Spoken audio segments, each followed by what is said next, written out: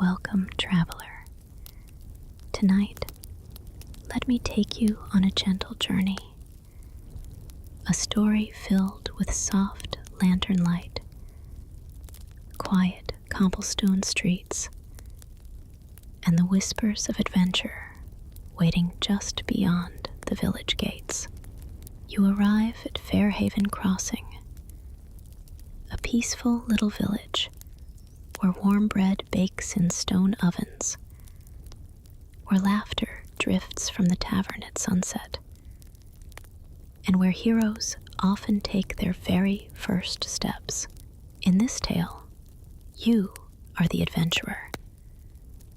Maybe a young knight fresh from training, or a curious apprentice tired of dusty towers, or perhaps a wandering soul searching for purpose.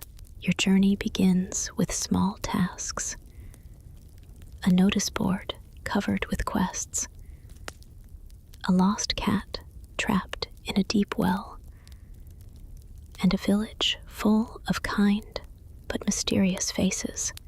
But as night falls, whispers stir in the crypts beneath the earth. Old spirits awaken, and a wizard's tower hides secrets that could change everything. Alongside a charming bard with a broken heart and a skilled ranger, you'll face haunted halls, daring escapes, and a band of thieves threatening the peace of Fairhaven.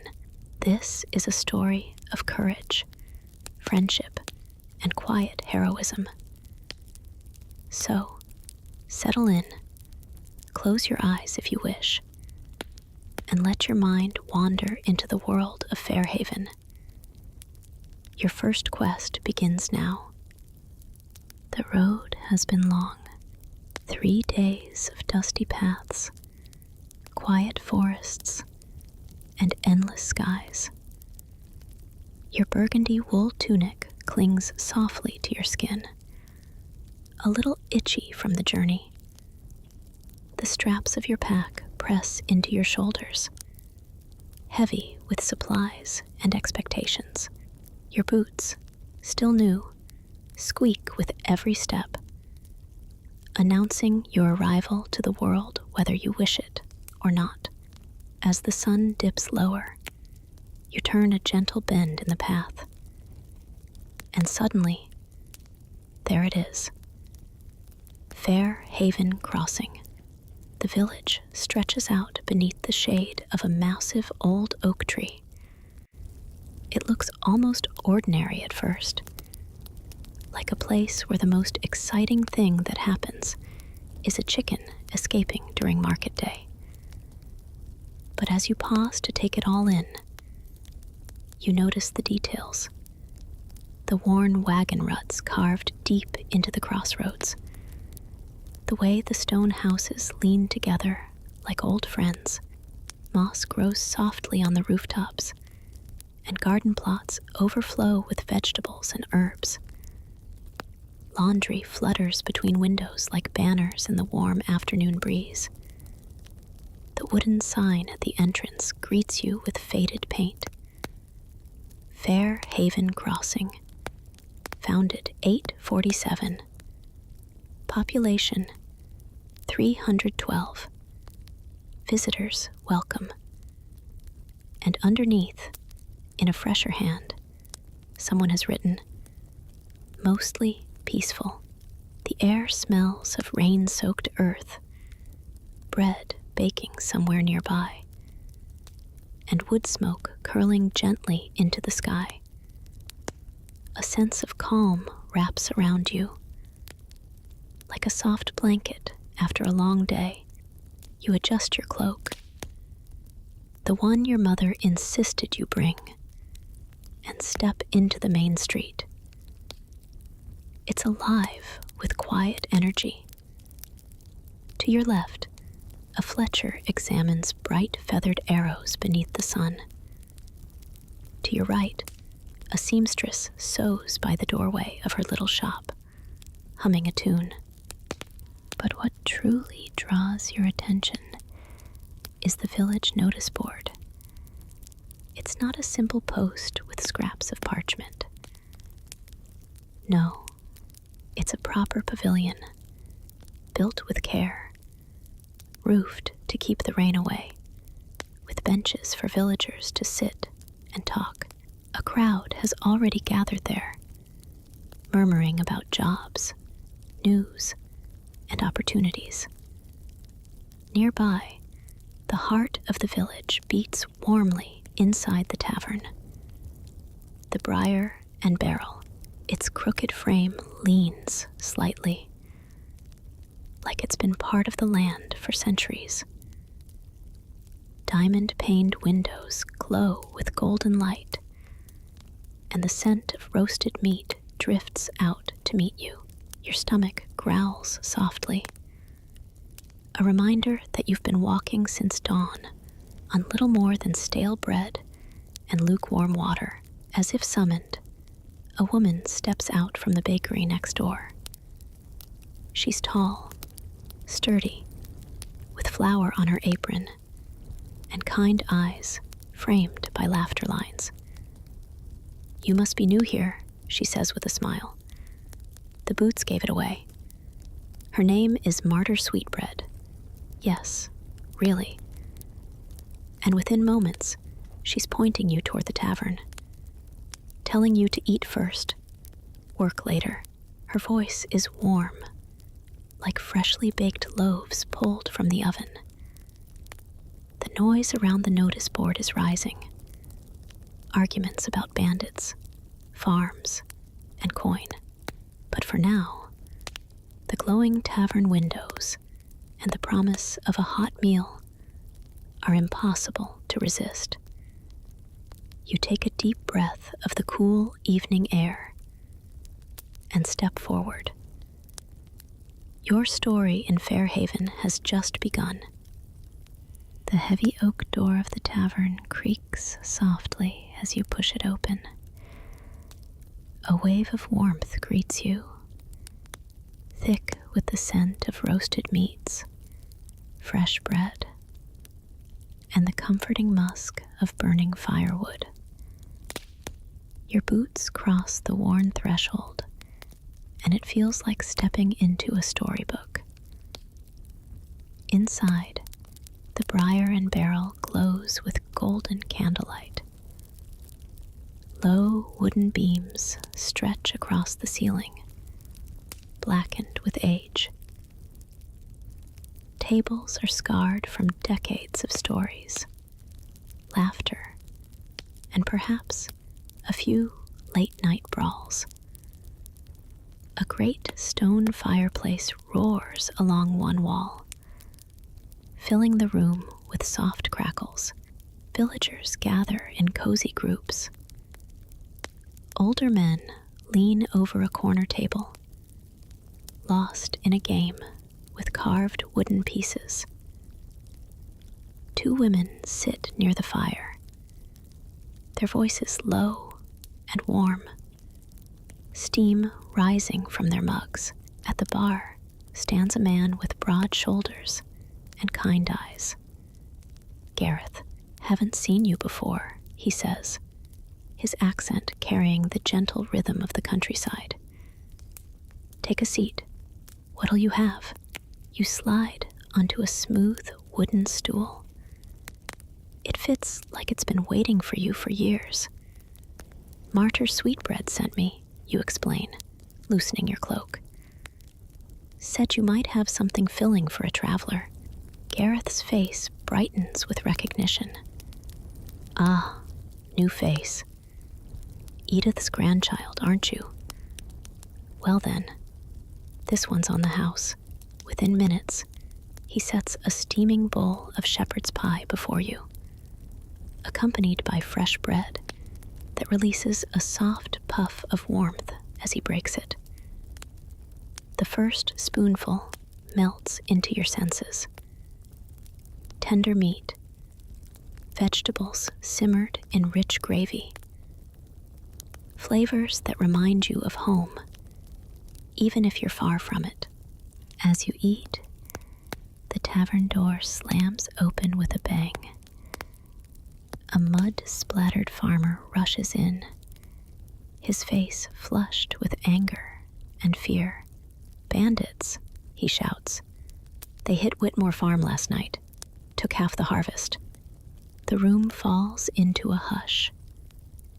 The two women by the fire lean forward. Gareth's warm expression turns serious. Another man, cloaked in deep green, asks, "How many?" "6, maybe more," the farmer replies. "Organized. Fast. Said they'll be back if we don't pay for protection. Third farm this month." Your heart stirs. Bandits. Real danger. Real opportunity. But also, maybe not something to face alone. Not yet. Gareth catches your thoughtful expression and, getting ideas already? Start small. That's how real heroes are made. You finish your meal, warmed by the food and by the lively hum that slowly returns to the tavern. Outside, the village air has grown cooler. The last rays of sunlight turning the cobblestones to shades of amber and gold. The notice board is quieter now. Just a few villagers linger beneath its wooden roof. You step closer, reading the parchment pinned to the wall. Most are simple jobs: harvesting apples, mending fences, delivering bread to farms. But one particular note catches your eye. It's written in uneven, childish handwriting with ink blots scattered across the page. "Help, please. My cat, Whiskers, fell down the old well behind Miller's Lane. She's scared and hungry. The well is too deep and too slick to climb. We'll pay 2 silver pieces, my birthday money, to anyone who can save her. Please help. Leah Thornfield, age 9 summers." Below the message, in neat adult handwriting, someone's added, "The child is not exaggerating. Standard rescue methods have failed." You can almost picture the little girl waiting by that well, worried and helpless. It's a small quest, but it's something you could do. A way to prove yourself. The sun sinks lower.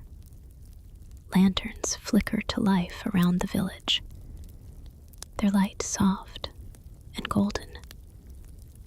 A cool breeze brushes your cheek as you make your way through winding lanes, following the directions from your grandmother's letter. Mill Pond Lane is quiet, lined with small, cozy cottages and gardens, overflowing with herbs and flowers. At the end stands a larger cottage, wrapped in greenery and glowing softly from inside. Before you can knock, the door swings open. "About time," says your grandmother, Edith Moon whisper, pulling you into a warm hug that smells of herbs and wood smoke. Her sharp eyes miss nothing, and her voice carries both strength and love. Inside, her cottage is a sanctuary of dried herbs, glowing firelight, and books piled high like ancient treasures.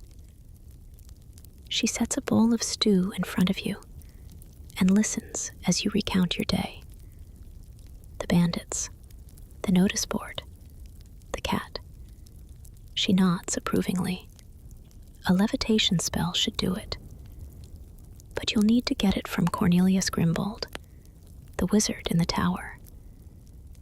He won't sell it, but perhaps just this once.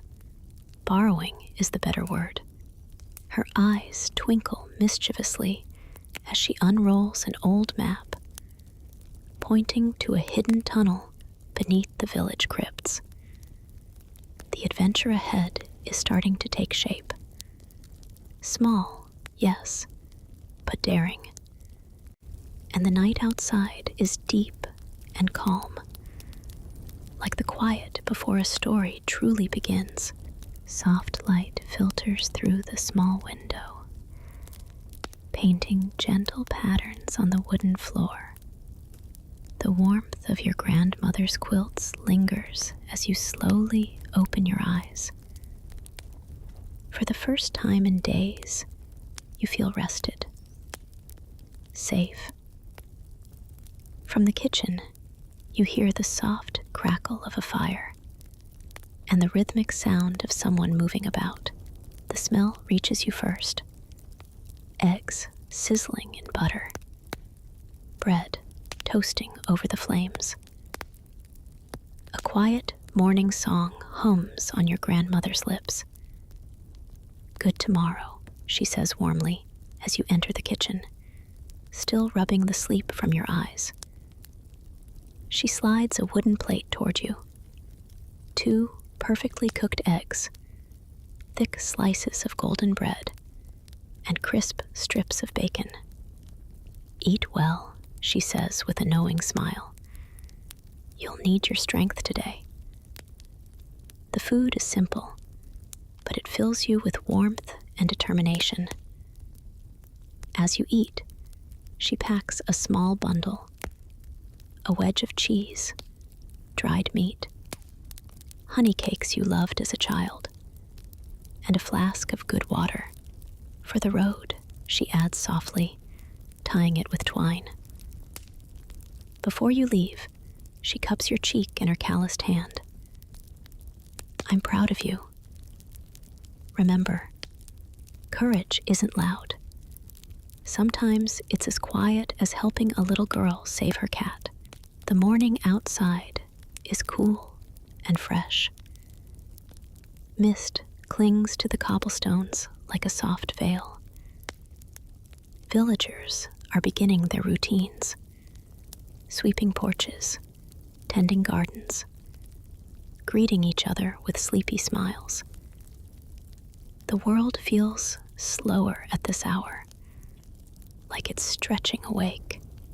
You make your way to Strick's General Goods, a sturdy stone building near the market square.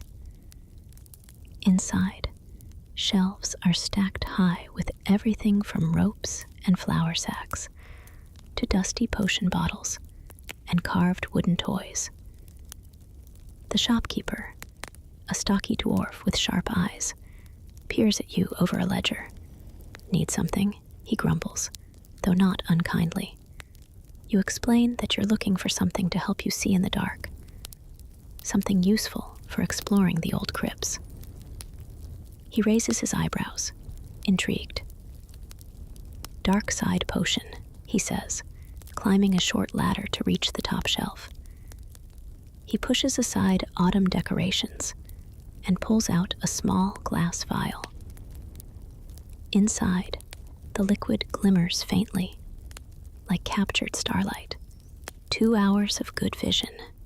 Maybe more if you're lucky, he mutters.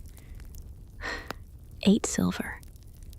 You wince at the price, but you hand over the coins anyway.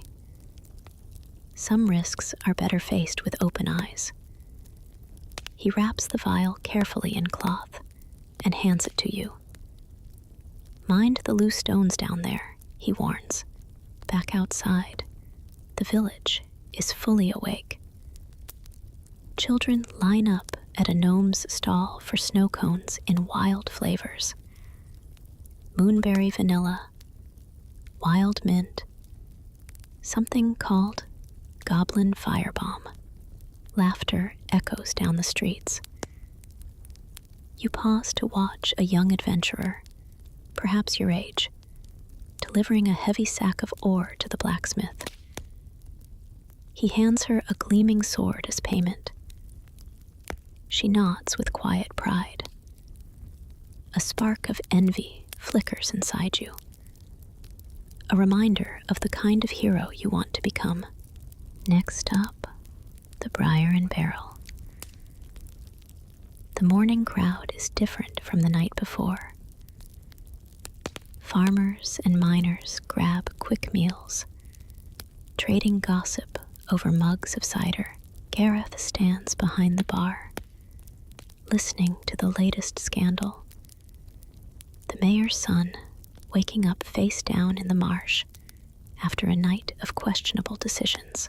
You scan the room, looking for someone who might join you in the crypts. A partner would make this less dangerous and less lonely. But each time you mention the crypts, faces turn pale. I was thinking more of a shopping trip to the capital, says one woman nervously. Another man shakes his head firmly. Strange sounds at night. Spirits. I want no part of it. Even offers of splitting the reward don't change their minds. It seems the combination of underground tunnels, ghost stories, and one silver piece isn't appealing to most people. So you leave the tavern and head north, alone. Past the village's edge, the road becomes a dirt path. The air grows wilder. Blackberry vines twist along the fence posts, and wild roses climb over crumbling stone walls. The forest hums softly with life. Birds chirp. Leaves rustle. The world narrows to the sound of your steady footsteps.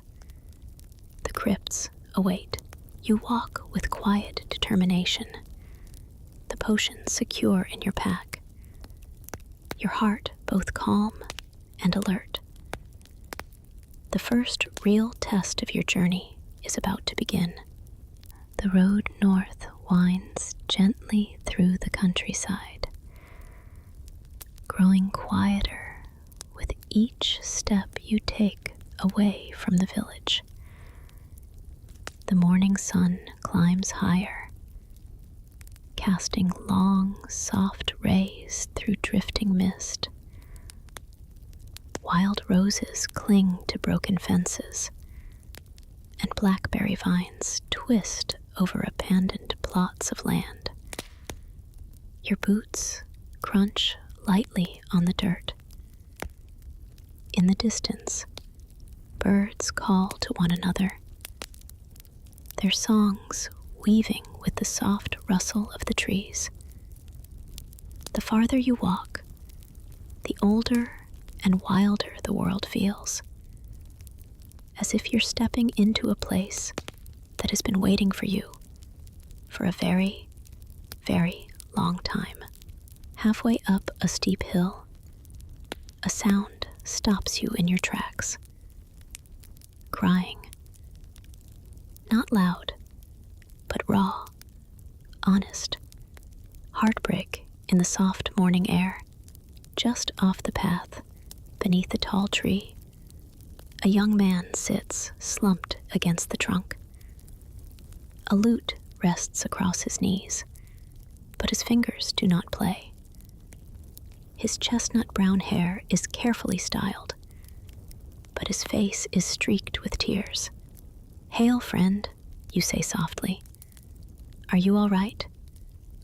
He startles, wiping his eyes quickly, then forces a shaky smile. "Yes. Well, no, not really.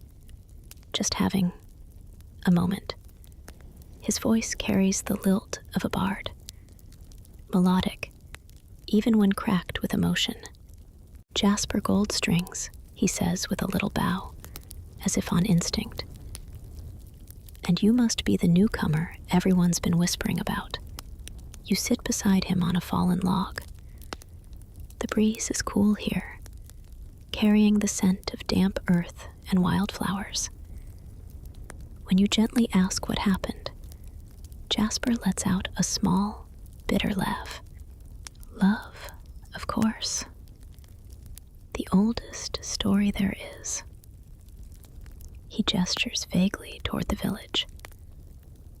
I've been serenading Sally Farweather for 8 months. Songs at dawn, poems under her window, every ballad she loves. And she told me that if I could prove I wasn't the coward her parents think I am, she'd run away with me. But now they've arranged her marriage to some knight from the capital.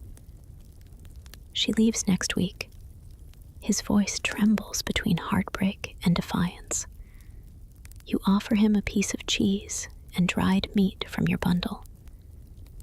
He accepts it gratefully, chewing slowly. The simple act seems to calm him. The truth is, he admits, I've never done anything brave. I write about heroes. I sing their stories. But I've never been one. An idea begins to form in your mind. You tell him about the cat trapped in the well, the wizard's tower, the levitation scroll hidden in his library, and the forgotten tunnels beneath the crypts. As you speak, Jasper's expression changes. The sorrow fades, replaced by a spark. The kind of spark that turns ordinary people into something more. Breaking into a wizard's tower, through haunted crypts, to save a child's cat, he repeats, eyes wide. That's either madness or the beginning of a very good song. He stands, gripping his lute tightly. If I do this, if we actually pull this off, everyone will know I'm no coward. Sally will know. His smile grows, warm and alive. Count me in. Together, you continue down the path. Jasper hums softly as you walk, stringing together lyrics for a ballad that doesn't exist yet. A tale of heroes, magic, and unlikely courage. The entrance to the crypts lies hidden behind a curtain of hanging willow branches. From a distance, it looks like a natural cave. But up close, you see the truth. Carefully carved stone blocks, weathered with centuries, fit together in patterns older than the village itself. Impressive, Jasper whispers, running his fingers over the mossy carvings. Older than Fairhaven. You unstopper the vial of Darkside potion and take a cautious sip. It tastes faintly of mint and cold starlight. Within seconds, your vision sharpens, and the darkness ahead blooms into soft, silvery clarity. You hand the vial to Jasper, and he finishes it with a hesitant gulp. The tunnel ahead yawns wide, swallowing the light of day. Cool, damp air flows outward like the slow exhale of something ancient. Your footsteps echo softly as you step inside, side by side. The walls are built from fitted stone, smooth to the touch and cold beneath your fingertips. The air smells of earth and time. Your breath becomes the only sound, until a faint, rattling whisper drifts down the passage. It starts softly, like wind through dry leaves, then grows louder, rhythmic, deliberate. Jasper freezes. Oh gods, he breathes. They're real. 3 wraith-like figures drift through the stone wall ahead. Pale, translucent, their forms wrapped in tattered burial shrouds. Hollow shadows replace their faces. Cold blue flames burn where eyes once were. Interlopers, one hisses, the voice like rust scraping on stone. You draw your short sword. The blade gleams faintly in the magical light, steady in your grip. The first spirit lunges. You duck low, slash upward. The steel meets resistance. Not flesh, but something thick and cold, like cutting through fog that doesn't want to let go. The wraith shrieks, recoiling. Jasper's trembling fingers find the strings of his lute, and he begins to play. The sound is soft at first, then grows, a haunting melody that fills the crypt. It's beautiful and strange, echoing against stone. One of the spirits falters mid-attack, its burning eyes flickering. The fight is quiet, but intense. Steel and song against whispering shadows. You move with instinct, guided by training and courage you didn't know you had. Jasper's music weaves through the air like silver threads, soothing one spirit, distracting another. Together, you drive the three wraiths back into the walls, where they fade into the stone with lingering whispers. For a moment, there's silence. Then Jasper exhales shakily. Well, that was terrifying. You can't help but smile, breathless but alive. The first trial of your journey is behind you. The tower lies ahead. The crypt is quiet once more, but the adventure has truly begun.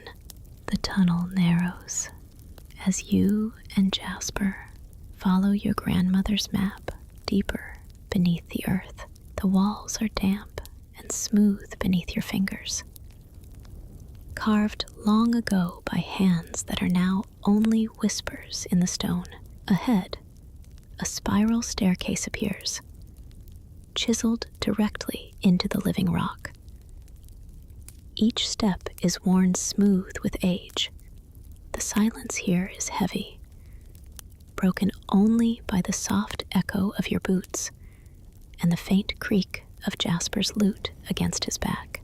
This is it, you whisper, your voice barely more than breath. The wizard's cellar should be at the top. The climb feels endless, the air growing colder with each turn.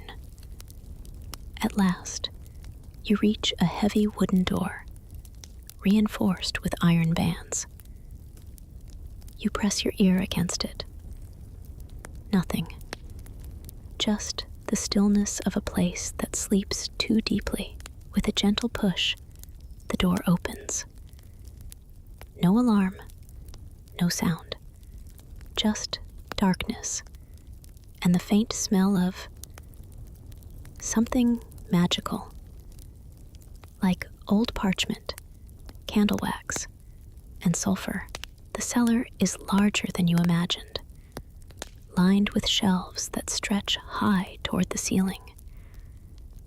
Glass jars filled with strange ingredients glow softly in blues, greens, and purples. Some contain floating shapes that twist slowly in liquid. Others hum faintly, as if holding trapped echoes. Dust motes dance in the thin beams of magical light that escape from cracks between the shelves. The floor beneath your feet is cold stone. Your heartbeat feels loud here. Every step a deliberate whisper. Stay close, you murmur to Jasper, and don't touch anything. You move through the room slowly, testing each flagstone before putting your full weight on it. Wizards are infamous for their traps, and you can feel the tension in the air, like walking through a sleeping giant's lair.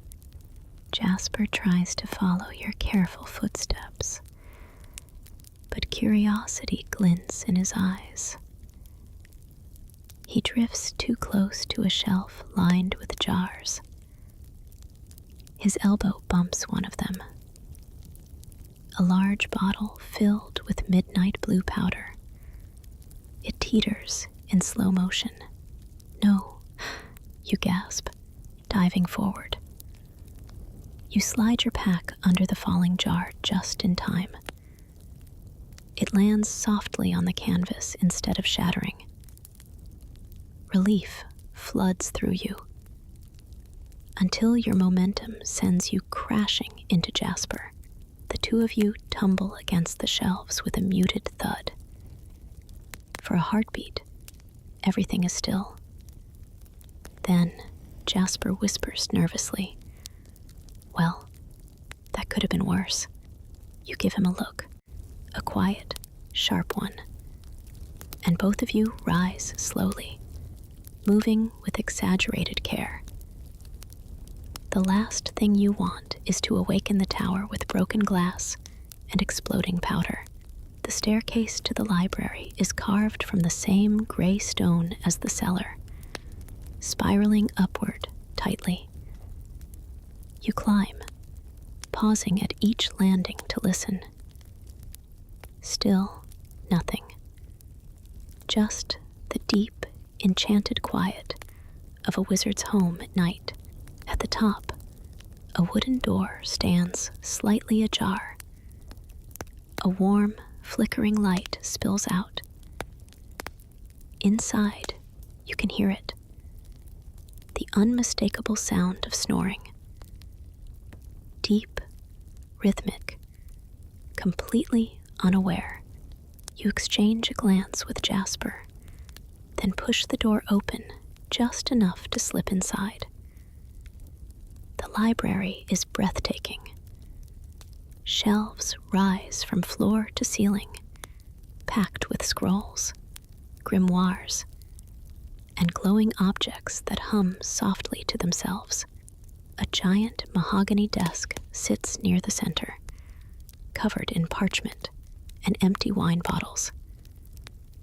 And slumped over that desk, fast asleep, is Cornelius Grimbold, the wizard himself. His robe is faded, his hat crooked, and his long beard pools onto the desk like silver thread. His snores echo steadily through the room. You begin searching systematically, fingers gliding along the spines of ancient tomes. Teleportation, necromancy, enchantments on a budget. None of it what you need. Somewhere in this maze of knowledge lies a scroll labeled levitation. Jasper, meanwhile, drifts toward a glass display case near the window. Inside sits a glowing crystal orb, an ornate silver dagger, and a small pouch that practically hums with magical energy. "Look at this," he whispers, eyes wide. "If I brought this to Sally, she'd have to believe I was here." "Jasper," you hiss softly. "We agreed. One scroll. Nothing else, but curiosity has its own gravity." He works at the latch, whispering, "What's the worst that could happen?" The moment his fingers touch the orb, everything changes. The lights flare, books flutter open, bottles hum and chime in unison. A stuffed raven on the mantel croaks sharply. And most importantly, Cornelius Grimbold jerks awake with a loud snort. His bloodshot eyes scan the room, landing on you and Jasper. Confusion melts into fury in half a second. "Thieves," he growls, his voice thick with power. Sparks begin to dance between his fingers. You spot it. A scroll near the window. Featherfall and levitation. Exactly what you came for. "Found it," you whisper, grabbing the scroll. "Jasper," but he's frozen, still clutching the glowing orb like a guilty child. Cornelius raises his hands. You don't wait to see the spell he's casting. You grab Jasper by the arm and run for the window. It's tall, narrow. 3 stories up. Jasper yelps. "Are you insane?" "Trust me." You break the scroll's seal mid-leap. The parchment crinkles in your hands. The spell words flowing from your lips like instinct. The magic catches, just as gravity tries to claim you. You and Jasper drift downward, like feathers on the night air. The cool breeze rushes past your face. Above, Cornelius's furious voice echoes out the window, calling for guards and vengeance. Jasper clutches the orb and the loot, eyes wide with terror and thrill. "That was reckless," he breathes, "and brilliant." You land softly in the dark street below, hearts pounding, but alive. You've done it. The scroll is yours. Somewhere far off, a cat meows softly in the night. The night air wraps around you like a cool silk cloak as you and Jasper hurry through the quiet streets, keeping to the shadows. Behind you, Cornelius's shouts grow fainter. Lanterns flicker softly in windows, and the village has settled into a peaceful hush. Jasper clutches the glowing orb close to his chest, his eyes wide, his breath coming in quick bursts. "That was incredible," he whispers between shaky laughs. "Terrifying, but incredible." You can't help but smile, adrenaline still humming softly in your veins. Let's hope the second part is a little less dramatic. The directions on the notice board guide you to the back of Miller's Lane, a quiet, open space where the night sounds grow louder. Crickets sing gently in the tall grass. A soft breeze rustles the leaves of nearby trees. And there, in the moonlight, stands the old well. It's deeper than you expected. Smooth stone walls descend into darkness, disappearing into a black void. When you lean over the edge, a faint, desperate sound echoes upward. Meows, meow. "Whiskers," you call softly. "Are you all right down there?" A louder, urgent meow answers. She's alive. Frightened, but alive. You unroll the scroll carefully, your fingers brushing the parchment's rough surface. In the moonlight, the inked runes glimmer faintly. Jasper hovers nearby, torn between excitement and fear. "I've never actually done this spell before," you admit quietly. Jasper gives a nervous chuckle. "Well, now's a good time to start, hero." You take a slow breath. The village around you is silent, holding its breath with you. You trace the spell's sigils in the air, whispering the incantation syllable by syllable. The magic feels different this time. Focused, delicate. coaxing something gentle awake. A soft glow blooms from your hands and drifts downward into the well. You can feel the spell latch onto something small and trembling far below. Got you whisper, slowly, carefully.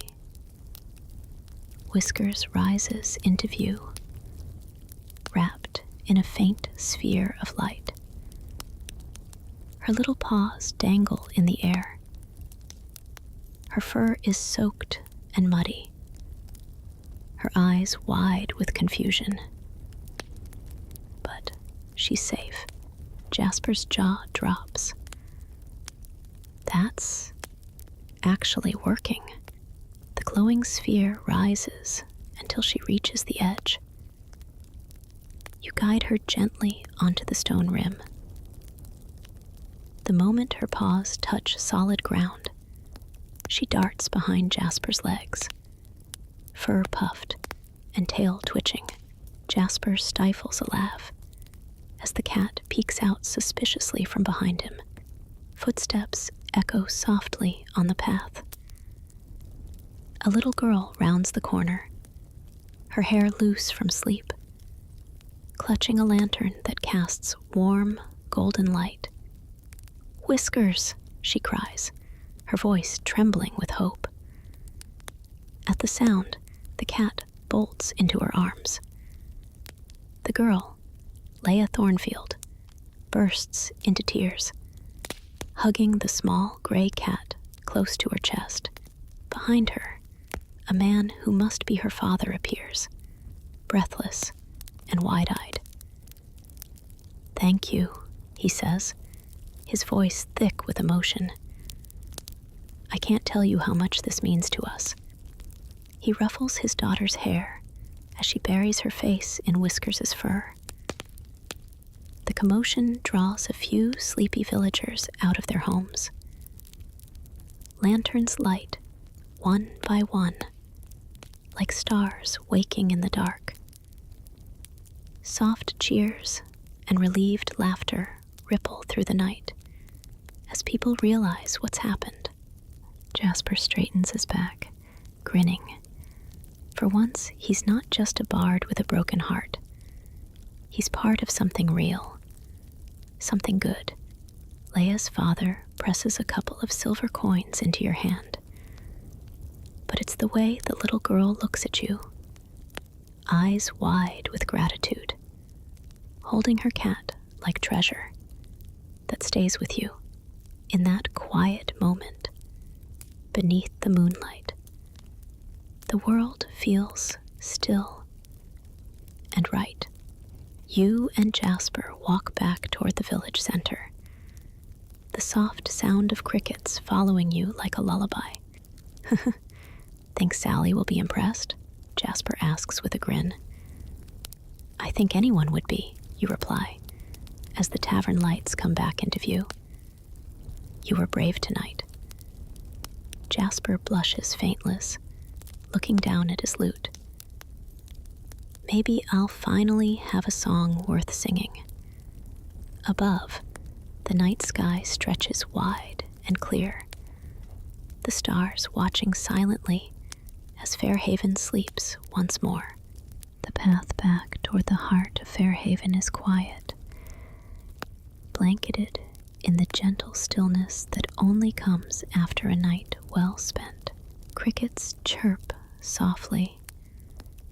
The air smells faintly of wet stone and blooming night flowers, and lanterns sway lazily in the breeze. You and Jasper walk side by side, the adrenaline of the rescue slowly fading into warm, glowing satisfaction. He hums softly under his breath. Not a full song yet, but the beginnings of one. You can hear fragments of lyrics forming. The moonlight, the hero, the well. By the time you reach the village square, several lanterns are still lit. People stand in small clusters, wrapped in cloaks, talking in excited whispers. News travels fast in a small village. And tonight, you are the news. A group of children spot you first. "That's them," one of them whispers loudly. "The hero and the bard." Another child, as if seeing legendary figures return from battle. An older woman carrying a basket of bread shakes her head with a smile.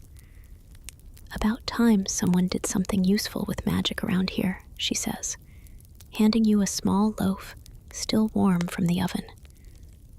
"For the road," she adds. Jasper puffs out his chest, basking in the attention. "Did you hear that?" he says to you. "The bard. Not the fool, not the lovesick boy. The bard." You can't help but laugh softly. The moment is light, gentle, like sitting beside a fire after a long walk in the rain. The tavern door creaks open as you approach.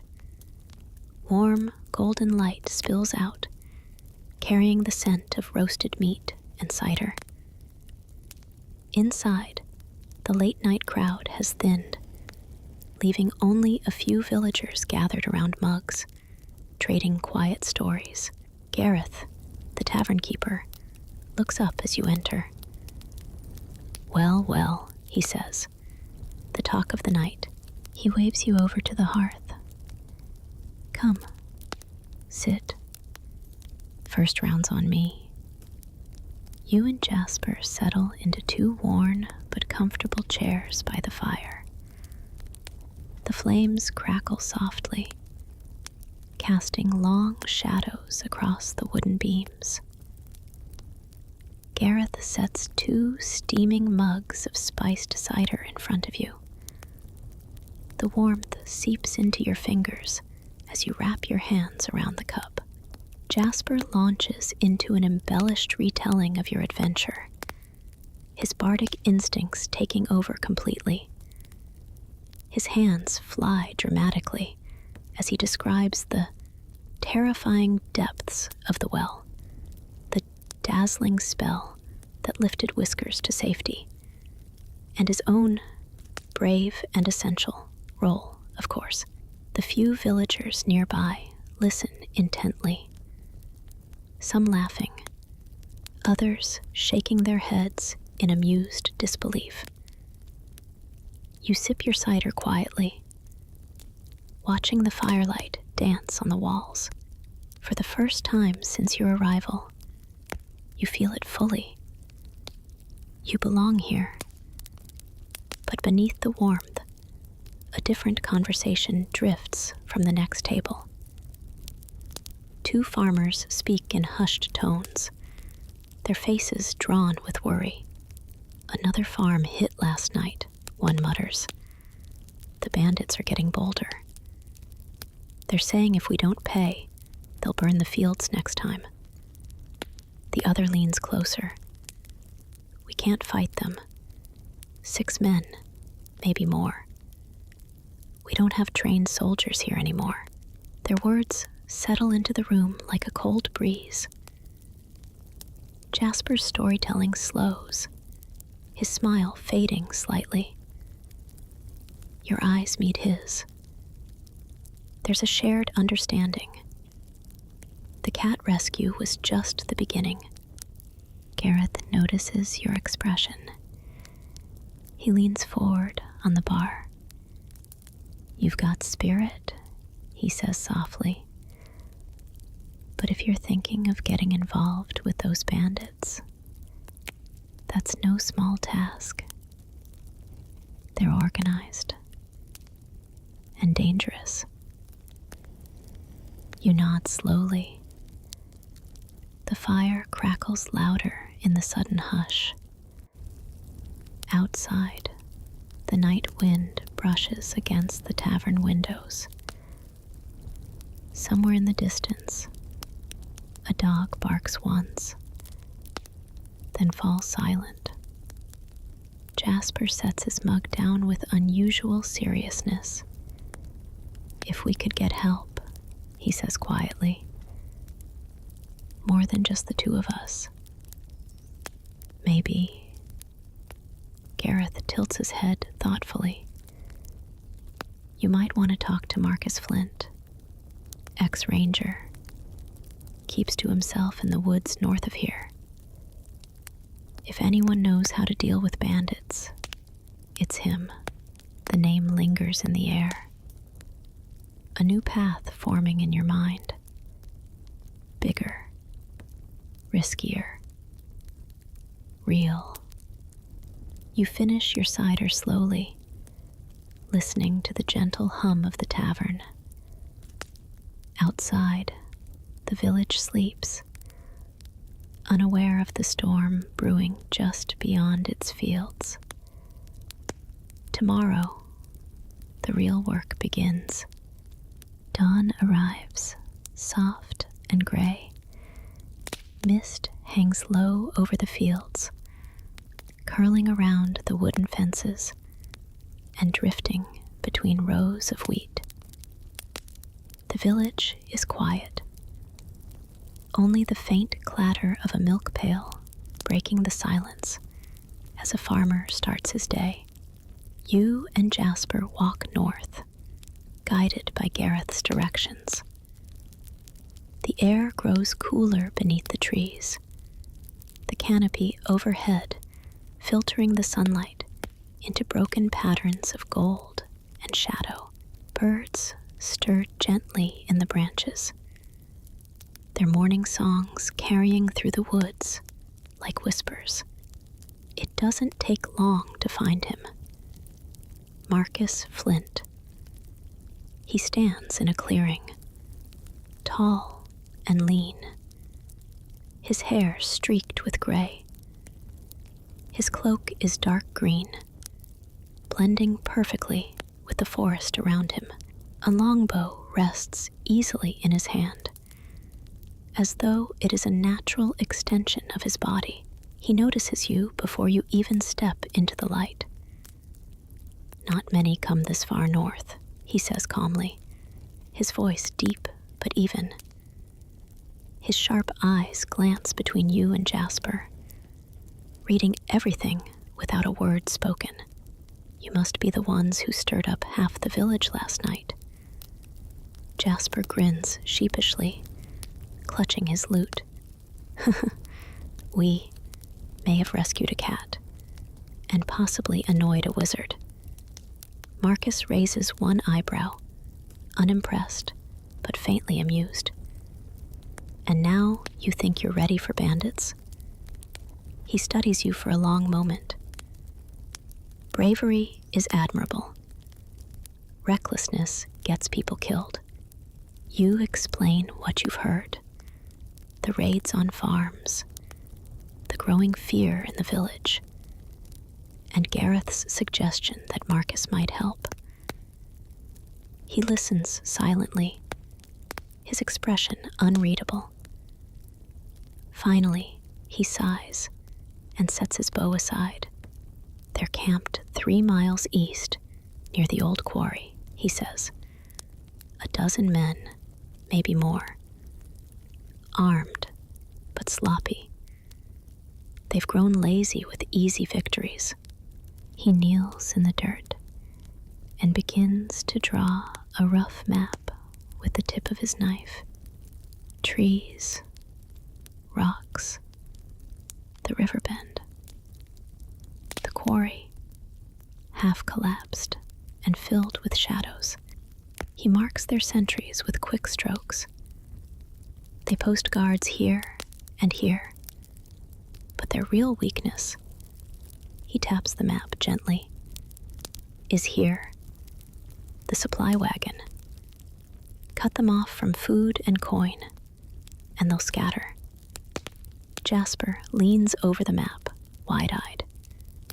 That sounds dangerous. Marcus glances at him evenly. It is, but it's better than waiting for them to burn the fields. He studies you both once more, then nods. If you're set on this, I'll help. But you follow my lead. The three of you move through the forest as the sun climbs higher. Every step is measured, deliberate. Marcus moves like a shadow, his cloak blending with the trees. You and Jasper follow carefully, trying to match his silence. The forest floor is soft with pine needles, muffling your footsteps. Soon, you catch sight of smoke rising in the distance. Thin, curling lines against the bright sky. The smell of cooking meat drifts faintly toward you. Laughter echoes, harsh and careless. The bandits' camp. You crouch low behind a fallen log as Marcus signals for silence. From here, you can see them. Rough men with mismatched armor, swords leaning against stumps, dice rattling in wooden cups. A wagon, piled with stolen goods, sits at the center of the camp. Unguarded, but heavy with supplies, Jasper swallows hard, clutching his loot. So, when you say plan, you don't mean we just run in and hope for the best, right? Marcus smirks faintly. No, we set the stage. He gestures for Jasper to ready himself.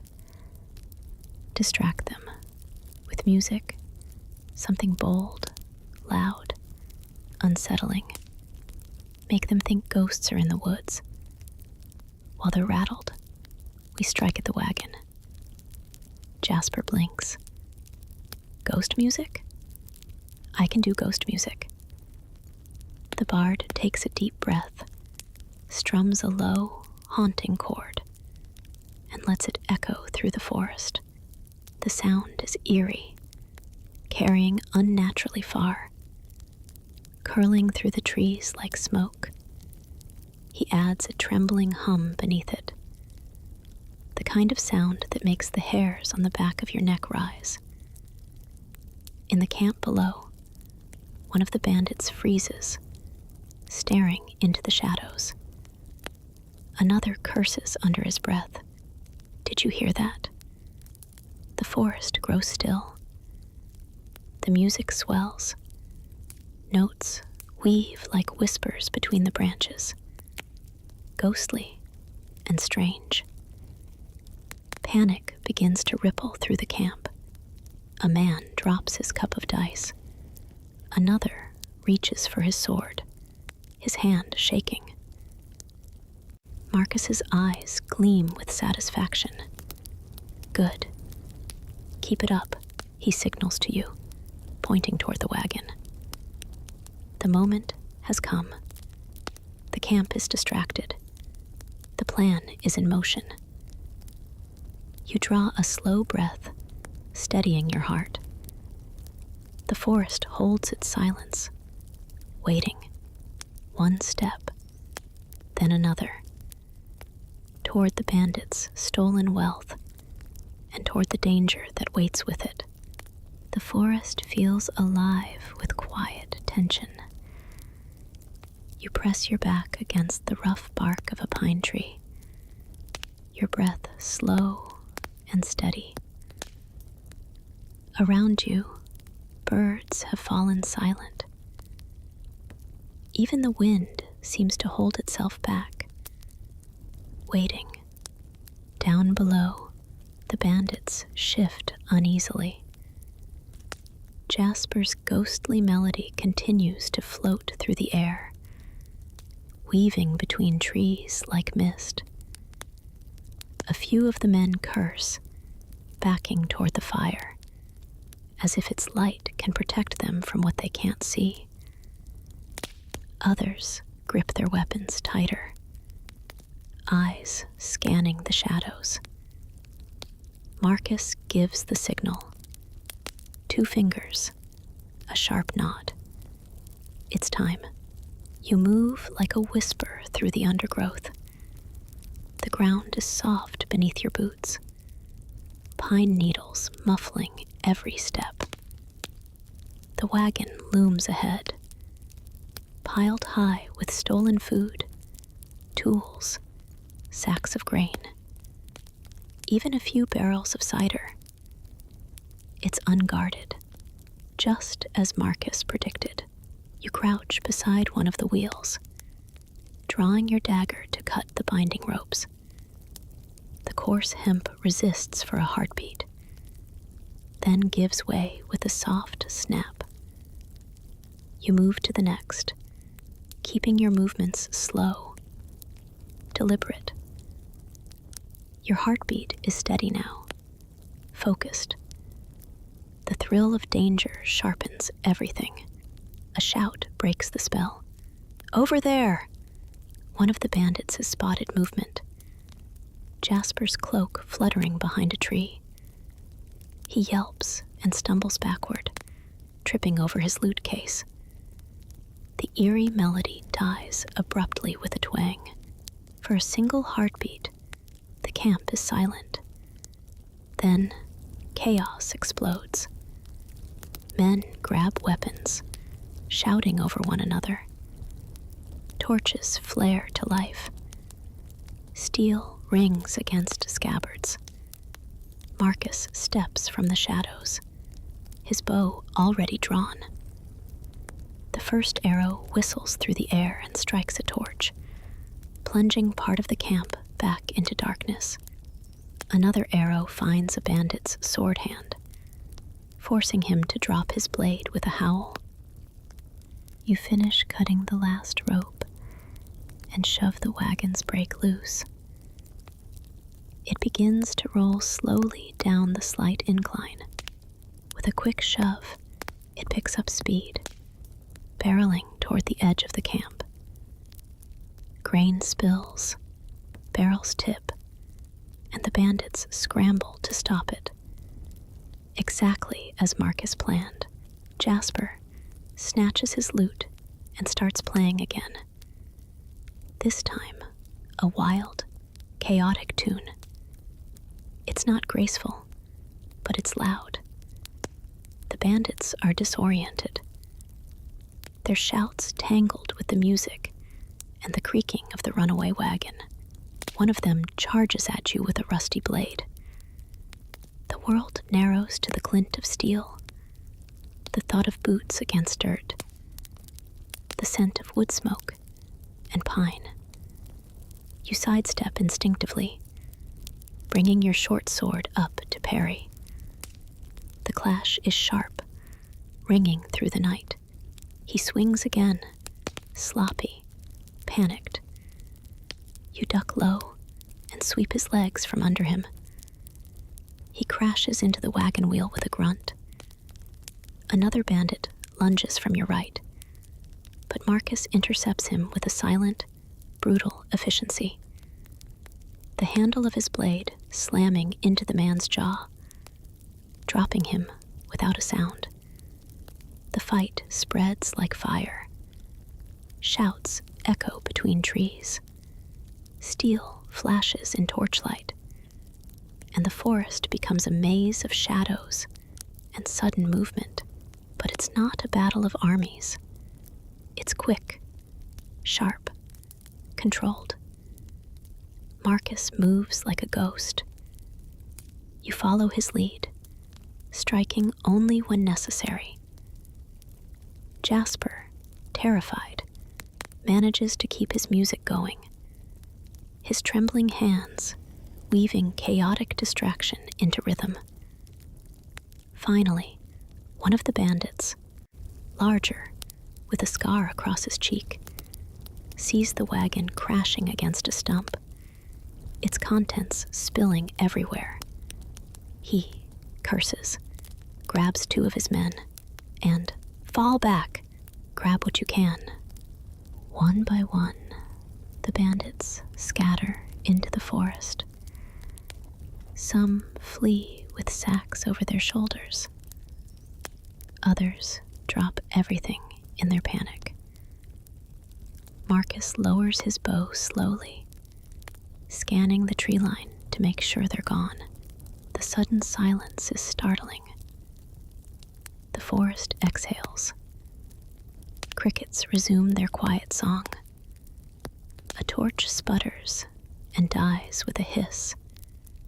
Jasper collapses against a tree trunk, breathing hard, sweat shining on his forehead. "We're alive," he pants. Then, with a shaky grin, "We actually did it." You look around the wrecked camp. Supplies scattered. Fires dying. The night returning to calm. The danger has passed. For now, the village's stolen goods are here, waiting to be brought home. Marcus steps into the light, wiping his blade clean. "They'll lick their wounds," he says quietly, "but they won't be back soon. Not after this." He looks at you, his expression softened by respect. "Not bad for a beginner." You laugh softly, relief washing over you like warm water. The stars above are clear and bright now. The sky deep and still. The forest hums gently again. As if the battle never happened, the three of you stand together in the quiet aftermath, breathing slowly, listening to the night settle back into itself. For the first time, Fairhaven is safe. The journey back to Fairhaven is slow, steady, and quiet. The wagon, lighter now, half its contents lost in the forest skirmish, creaks softly as it rolls over the cobblestone road. The air is cool and crisp, scented faintly with pine and wet earth. Dawn is just beginning to stretch her pale fingers across the sky. Beside the wagon, Jasper walks with his lute slung over his shoulder. His steps are tired, but there's a spring in them, a quiet pride glowing beneath the exhaustion.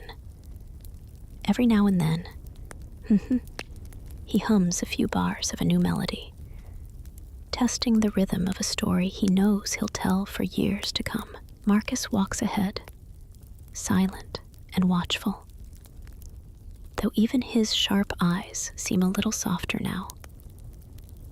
He's a man who's spent too many mornings like this, but this one feels different. As you approach the village gates, the first rays of sunlight break over the rooftops. A rooster crows somewhere in the distance. Lanterns still burn faintly on porches, their warm light giving way to the day. The guards at the gate, half asleep moments before, straighten quickly when they see the wagon and the three of you returning. "They're back," someone shouts. Within minutes, word spreads like wildfire. Villagers pour into the square, rubbing sleep from their eyes, whispering to each other. When they see the wagon and Marcus, and the tired but steady way you walk beside it, the whispers grow into soft cheers. Gareth is one of the first to arrive. His eyes widen as he takes in the scene. "You actually did it," he says softly, almost in disbelief. Then, his face breaks into a grin. "You did it." He claps you on the shoulder with genuine pride. One by one, the villagers gather around, unloading the recovered sacks of grain, crates, and tools. Laughter begins to bubble up between them. Relief softens their faces. For the first time in weeks, fear isn't the dominant sound in the air. It's hope. Jasper climbs onto a low stone wall and strums his lute. The melody is light, cheerful, the first full version of his new song. He sings softly, his voice floating through the square like golden smoke. A tale of midnight bravery, ghostly music, and a runaway wagon. The villagers gather closer, listening. Some laugh at his exaggerated flourishes. Others wipe away quiet tears. Even Marcus allows himself a small smile. He leans against a post, arms crossed, watching the sunrise paint the rooftops in soft gold. Your grandmother appears through the crowd, her shawl wrapped tightly around her shoulders. She looks at you, not surprised, not worried, just deeply proud. She presses something into your hand. A small charm shaped like a star, carved from wood. For your next journey, she whispers, because there will be one. The celebration isn't loud or wild. It's simple, honest. Villagers share food, cider, warm bread. The fire in the square crackles softly as the sky brightens from rose to pale blue. Children run around pretending to be heroes, brandishing wooden sticks like swords. Jasper catches your eye mid-song. For a heartbeat, you see it. The boy who cried beneath a tree, now standing tall, singing his own story. He gives you a small, grateful smile. You sit down on the edge of the fountain, letting the warmth of the morning sink into your bones. The sounds of the village swirl softly around you. Music, laughter, crackling fire, distant birds greeting the day. Fair Haven is safe, for now. And though this chapter has ended, you can feel it in your heart. The road beyond the village is wide, full of quiet paths and stories waiting to be lived. The breeze shifts gently, carrying the scent of fresh bread and pine. Above, the sky is clear. Your story for tonight has found its rest. And so, our quiet journey through Fair Haven comes to an end. From misty morning paths to the warm glow of tavern fires, from ghostly crypts and whispered spells to songs beneath the stars. Every step brought us closer to this soft, peaceful moment. The village sleeps safely now. The bandits have scattered. Whiskers is curled up beside the hearth. And somewhere, Jasper's song still drifts through the night air, carried gently on the wind. You can rest now too. Let the sounds of the village fade into the distance. The crackle of fire, the hum of voices, the soft rustle of trees. Feel the calm settle around you like a warm blanket. Tomorrow, new adventures may come, new roads, new stories. But for tonight, it's enough to simply be here, safe, warm, at peace. Thank you for walking this path. Close your eyes, breathe deeply, and let the story rest with you. Good night, traveler.